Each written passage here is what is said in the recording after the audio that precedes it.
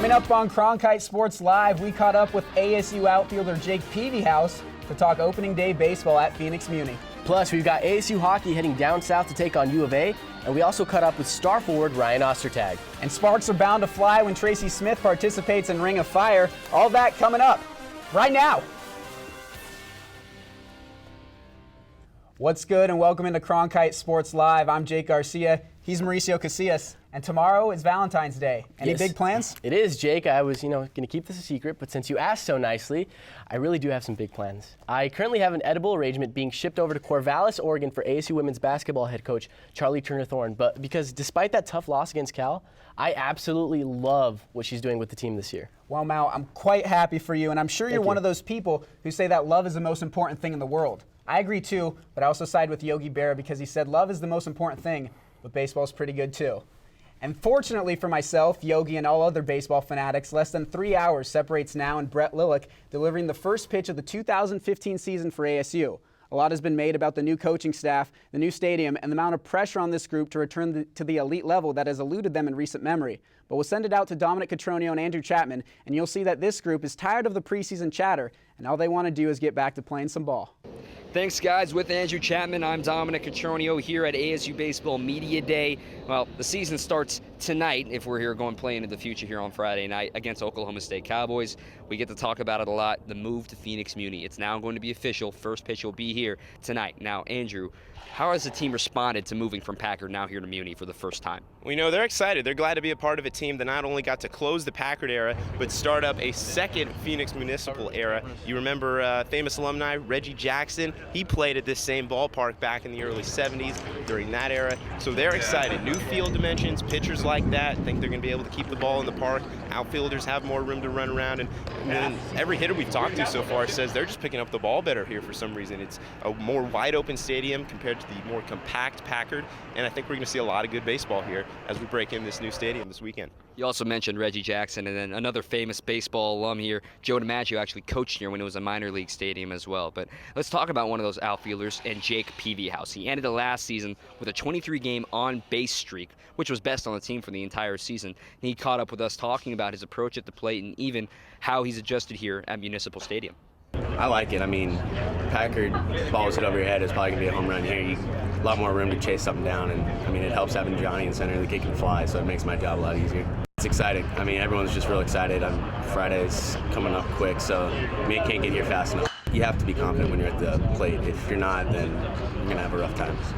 So there you go, Jake Peavyhouse being aggressive at the plate this year. And Dom, how about the pitchers this year? Brett Lillick, Ryan Kellogg, those are going to be the two names we hear the most this year. What are they saying about this opening weekend matchup against Oklahoma State, and what are they excited for to get out on the hill? Well, you mentioned it about how the bigger field, they're going to love that. And the baseball as being lower seam might counter that, but I don't think it's going to make that much of a difference. But I had a great chat with Brett Lillick today. He was saying how, yes, everybody's excited. They're used to saying that, but really, they're just excited to get out and play baseball finally. Having to stop answer the questions about Skip, about Higgy, about the change. They just want to finally go out there and talk about the baseball at the end of the days. And I think Lillick's going to be the perfect guy to really light that torch and move forward in the season on these Friday nights. Head coach Tracy Smith here in Tempe now for a new era of Sun Devil baseball as we start here at Phoenix Municipal Stadium Friday night.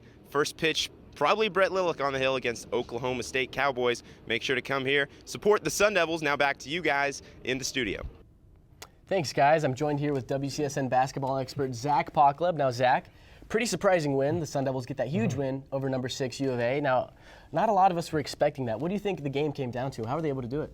Well, Bo Barnes was really clutch down the stretch, but overall the game was all about Trey Holder. He's been in great form for the Sun Devils the last 6 games. Had a rough stretch at the beginning of the Pac-12 season.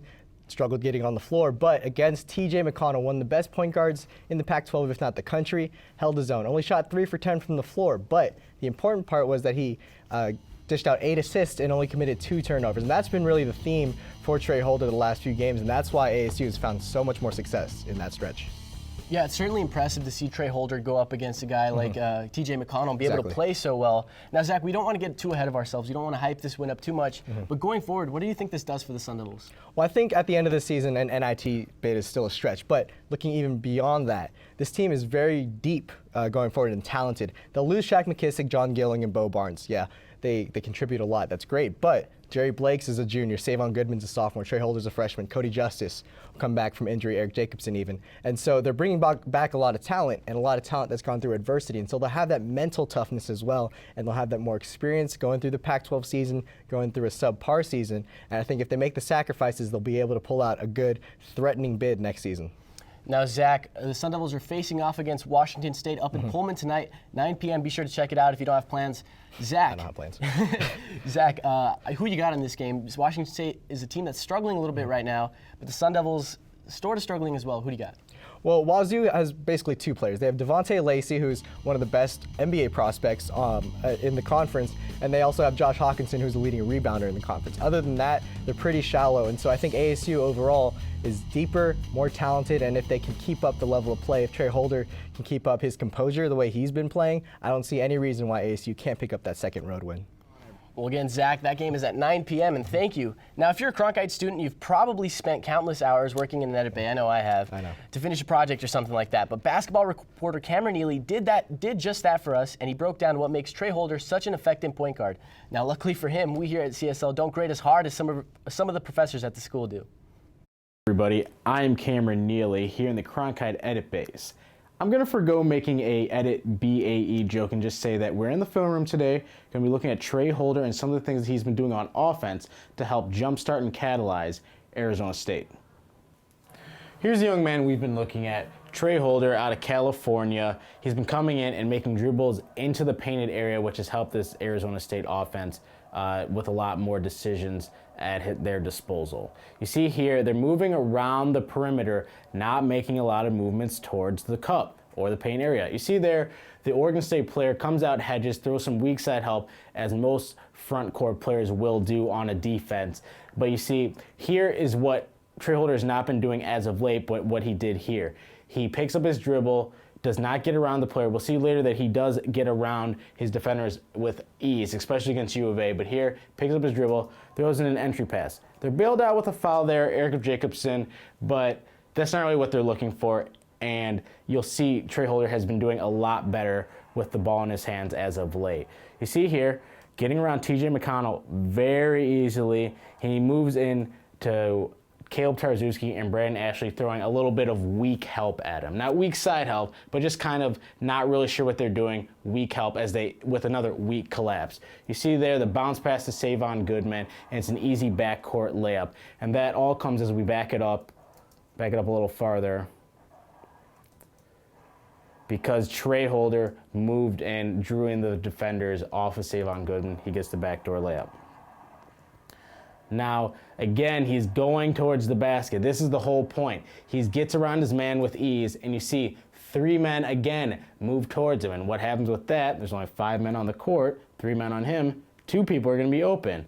And those 2 people are Jerry Blakes in the corner, as you see in the far corner, and John Gilling in that corner. Pass right on strike from Trey Holder. John Gilling wide open. Doesn't make the shot, but that's not the point. Arizona State will take that shot any day of the week. Wide open 3 for John Gilling or Bo Barnes, whoever it may be. Now here's the last field goal of the game for Arizona State and their win against U of A. Put them up 75-68. Trey Holder dribbling at half court, a pick from Eric Jacobson, and that is the key. You see, as soon as he gets from the top of the key and moves towards the wing, Bo Barnes cuts hard to the middle. Hard. Let's look at that again. Trey Holder moving, and you see Bo Barnes cutting hard. He gets open, makes the shot. Everybody's very happy about that. So there you guys have it. Trey Holder moving out from top of the key, getting towards the painted area. When he does that, the defenders have to make a decision, and his teammates have been ready for on-point passes, which he has been delivering.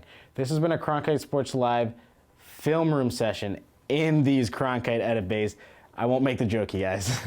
We'll see you next time. The Arizona State hockey team had once again record representation on the U.S. men's national university team. 6 players represented the Devils on the roster, which broke their own record of 5 players from last year. Ryan Belanger, Sean Murphy, Chris Burkemper, Ed McGovern, Connor Schmidt, and Jordan Young were all in Granada, Spain for the World Games. The other members of the ASU hockey team show continuous support for their teammates, making a concerted effort to watch every game, sometimes even on the team bus before their own games. Seeing their teammates on a world scale competing at the highest level was truly an honor for the Sun Devils at home. It's obviously nice to see Gavs and Schmitty both scoring goals and contributing, and with Jordy wearing the C and Murph and Berkey, everyone's doing their part. So everyone's doing an awesome job. So it's an honor for us to have guys like that representing us. The USA World Team wrapped up play earlier today, snapping a 2-game losing streak with an 8-3 win over Korea. The team took 7th in the tournament with an overall record of 3-3. Well, I think we popularized the idea that Tracy Smith has a killer Twitter game. We talked about it on the first show. Does he have a stronger Twitter game, more heat attached to it than a Ryan Burr fastball? Who knows? How is that quantifiable? I don't know. Yeah, well, last week... Analytics, maybe. Analytics, that's right. Last week, Brett also talked about his favorite Tracy Smith tweet. So, Gavin, I understand you have a special Tweets of the Week version for us this week. Hopefully we can go 3 for 3 with Tracy Smith references.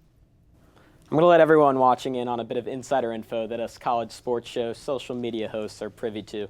I could get into a lot of trouble for this, but most college head coaches do not run their own social media accounts. I don't believe You really that. think Coach Todd Graham has the time to recruit a top 25 class, then tweet out congratulations to all 23 of his recruits while single-handedly getting hashtag choo-choo trending? Yes. Just based on the sophistication of his offense, I'm 90% sure Herb Sendik's Twitter password is password. Wow. Though considering he's only tweeted 4 times since November, he might have forgotten it anyways. Tracy Smith, on top of 604 career wins and taking a previously fledgling Indiana program to new heights, is pretty good at this social media thing. He sent out exactly 81 tweets since November, all of them more funny and poignant than the last. Yes, we spend about as much time on Smith as ESPN does Johnny Manziel, but until the other coaches step up their social media game, we are not stopping. ASU baseball players tweeted it. My producer, Jonathan Diego, picked it. It's time for your Cronkite Sports Live Tweets of the Week. And guys, this first one, straight from Tracy Smith. I thought Kanye West recently, then he decided to stop. Guys, should he have kept thinking?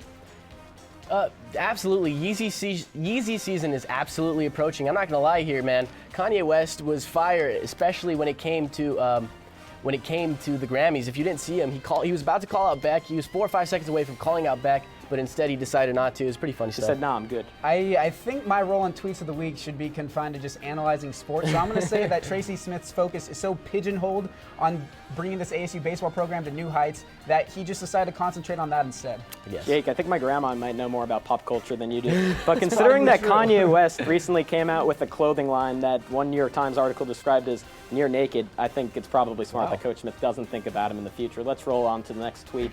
Sticking with baseball, of course, Colby Woodmansey didn't get a fortune in his fortune cookie. Is that bad luck for the ASU baseball team?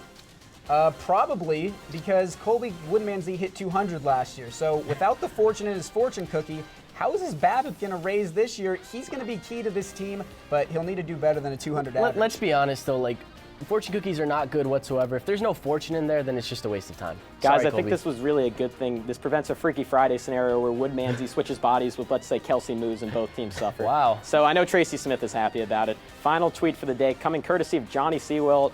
It turns out he's better at trivia crack than he is at school.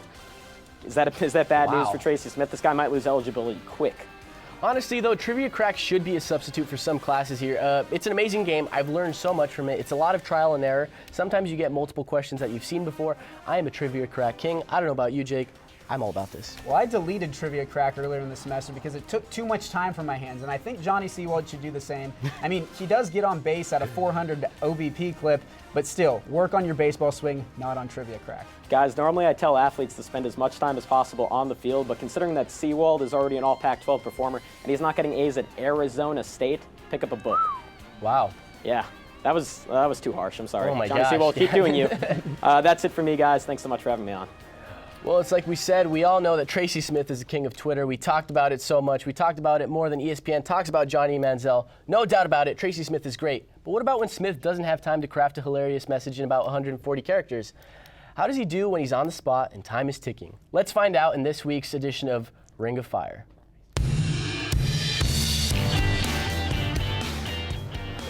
Bring it on. Is that all you got? Best coaching memory was clinching the right to go to Omaha and at Florida State and getting that last out. So that I'll never forget.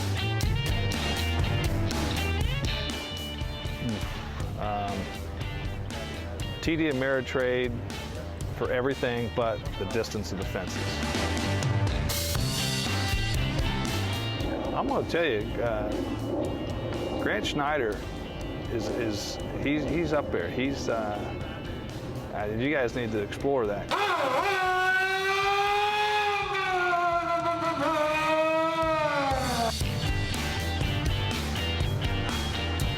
Silence. I mean, I really, I always joke with these guys. I don't need music to get me motivated.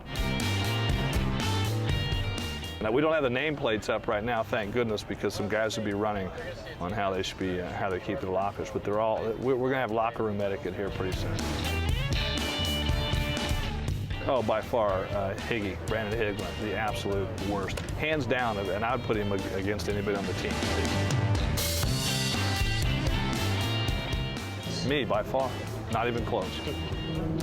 That's true.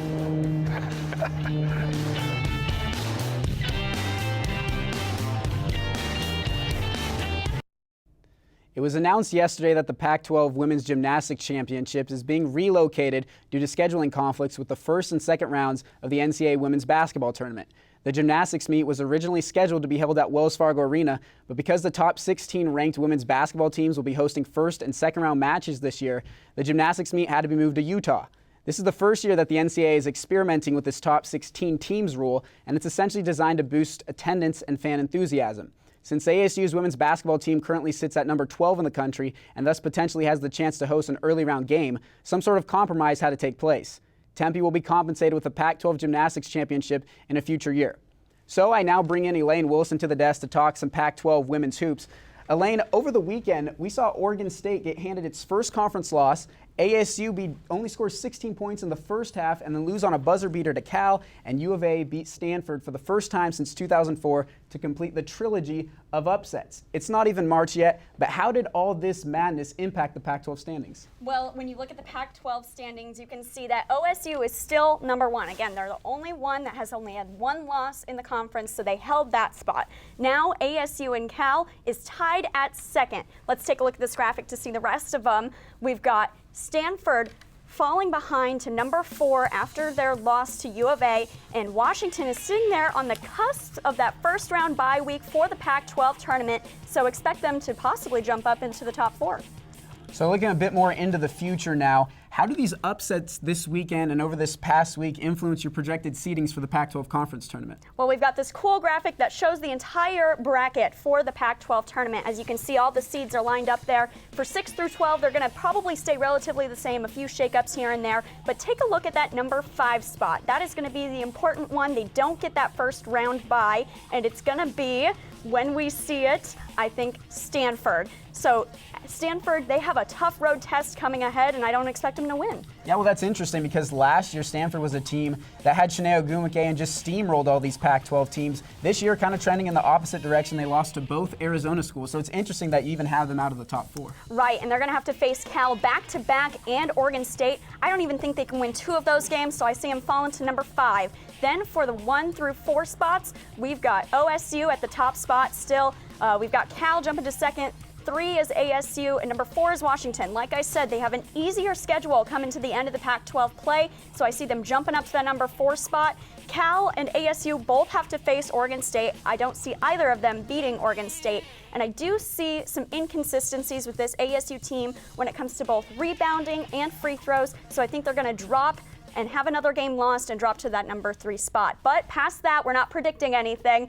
There's still a lot of Pac-12 play to go on, so we'll just have to wait for tournament time. Cal, of course, the hottest Pac-12 team at the moment, 8 straight wins. But Elaine, thank you for joining us. You can check out all her work on CronkiteSports.com, especially during that Pac-12 tournament when she'll be on up in Seattle to have all the coverage. But she's Elaine. Now back to you. Thank you. The Arizona State softball team returned to the diamond last weekend in the Kajikawa Classic. The team finished the weekend at 4-3, its worst start in over 10 seasons. In a doubleheader Sunday, the Devils dropped both games at the hands of Texas and the CSU Northridge Matadors, both unranked opponents. Against the Matadors, the Devils actually led before allowing a 6-run inning in the 4th. They did not get on board until the 5th inning in the second game of the day. The losses and the team's play came as a disappointment to senior catcher Amber Freeman. To be honest with you, there's not a whole lot that I liked. 4-3 for this team, this program is unacceptable. And, to go 21-0 last year and the year before, I think it was like 18-0 before we lost. I mean, that sucks.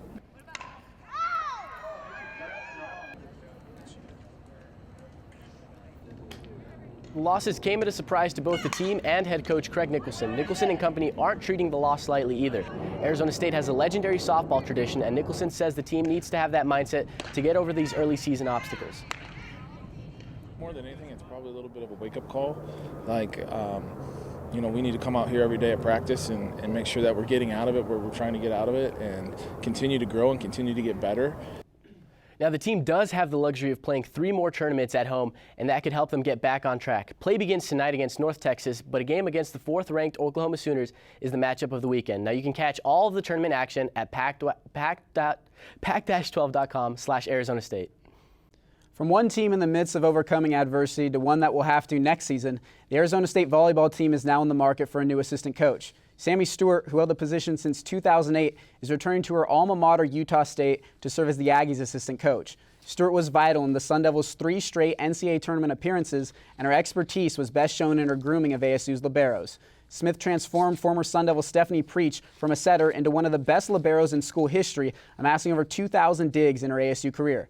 Hallie Harker, the Sun Devils libero last season, also showed considerable improvement under Stewart's guidance. The Chris Malone era is over for ASU Lacrosse. This is now Joseph Thone's team. It is the #2 team in the country and will kick off its season this weekend. Being a top-ranked team is something that ASU Lacrosse is traditionally used to. However, with so many new cogs in place, there are still questions as to whether or not the team can run like a finely tuned machine. Our Brett Deckert has more. Just days before the season begins, there's still one prevailing theme that surrounds ASU Lacrosse and new head coach Joe Thone. We're so new. So many new players. But Thone is embracing the adjustment period. He called his first few months as the program's head coach a feeling out process, as he, team captains, and seniors have met numerous times to figure out what worked under former head coach Chris Malone, and also what the Sun Devils thought could be changed. I'm trying to really accommodate those guys and, bring my own style into the practices and into the team. The most prominent change came in the fall. After listening to his players, Thone realized that a lack of conditioning in the fall season was a weakness of his predecessor's program.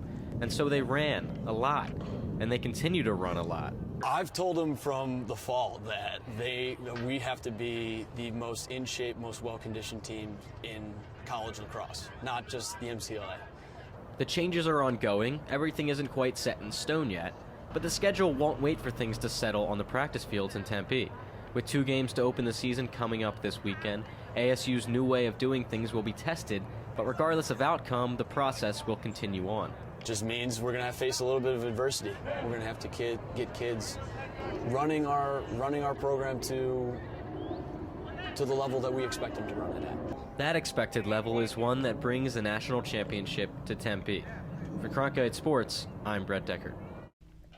Thank you, Brett. Now, Jake, it's time for one of our favorite segments. The way it is, we're doing things a little bit differently this time. We're still going to ask questions, do a little bit back and forth, but now there's some stakes to it. Our producer, Joey Hardy, is going to let us know who he thinks is the winner, and after that, the winner's going to have a little bit of a FaceTime, get to talk about something that really grinds their gears or something that they're pretty stoked about. So let's start things off. I'll ask you the first question.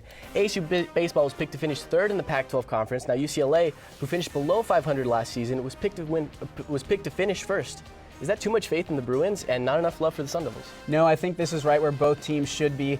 ASU Baseball, everyone raves about their starting pitching and the bullpen depth that they have. UCLA, even better though. They couldn't hit worth a lick last year, but the return of Kevin Kramer will be huge for this team. Now to more spring storylines that have to do with rankings. The ASU football team capped off its recruiting class on Monday. They turned in the 20th ranked class in the nation. Who's the name 4 years from now that you think is going to stand out? You know, a lot of people are talking about Brady White out of Hart High School over there in Northern California. I think he's a great guy, but I think it's actually going to be, instead of Brady White, that guy named Perkins. Perkins, Bryce Perkins. Let me tell you that. I was thinking Paul Perkins, his brother, plays for UCLA. No, it's Bryce Perkins. I think he's got that star mentality that can lead him to the top here at ASU. But now switching gears a little bit, ASU softball. It took them 22 games to lose 3 times. Now this season, they've already lost 3 times in the opening weekend. Is it panic time for Craig Nicholson and company?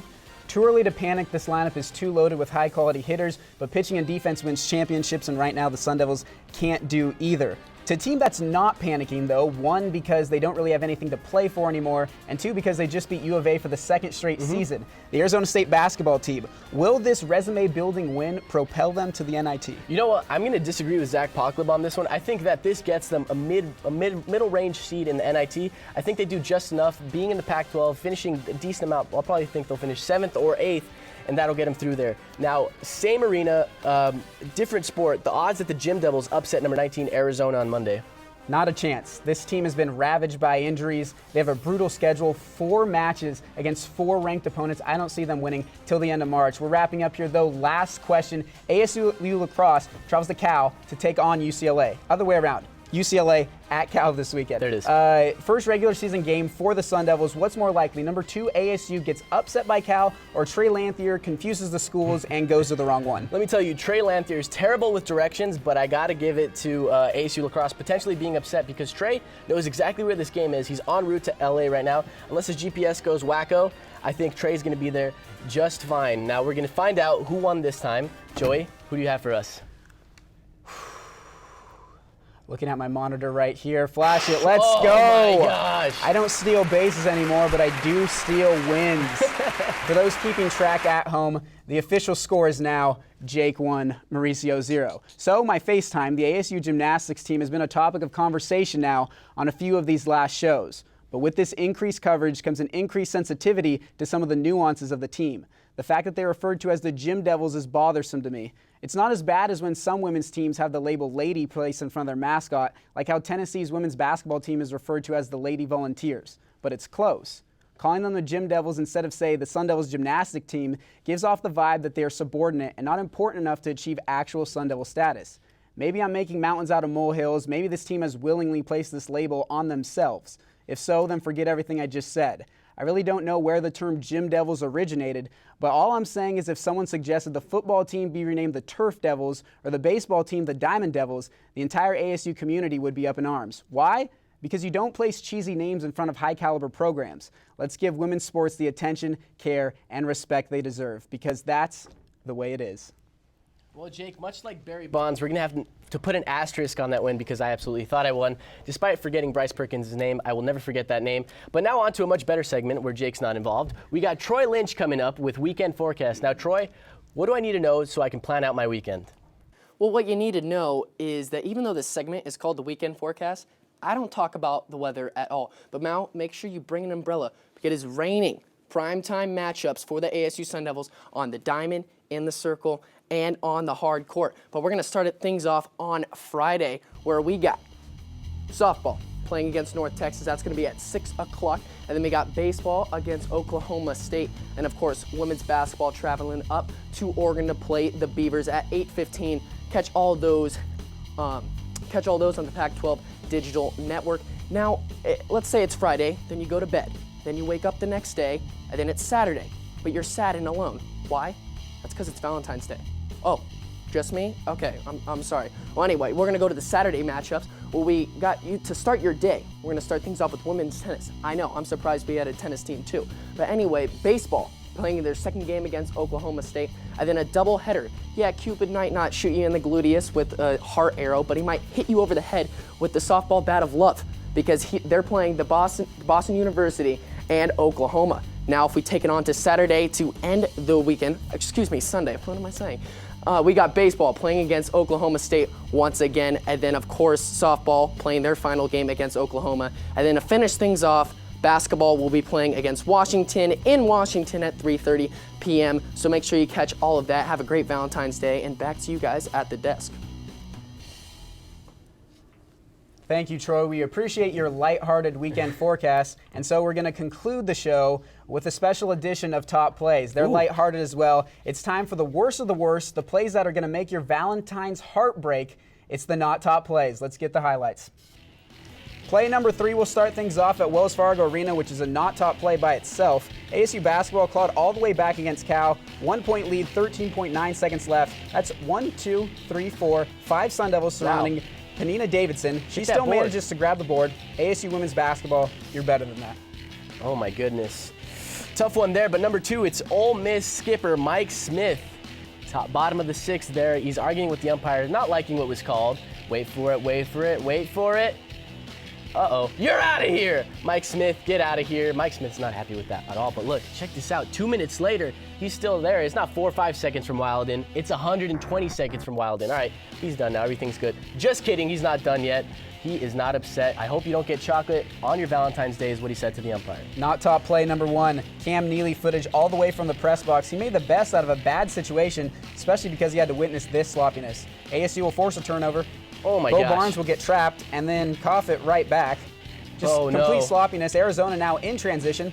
That's a missed layup. Wow. And that's another missed layup. A few more tips, a lot more sloppiness. ASU and U of A basketball both bent and broken on that last play, but hopefully molded into a better shape.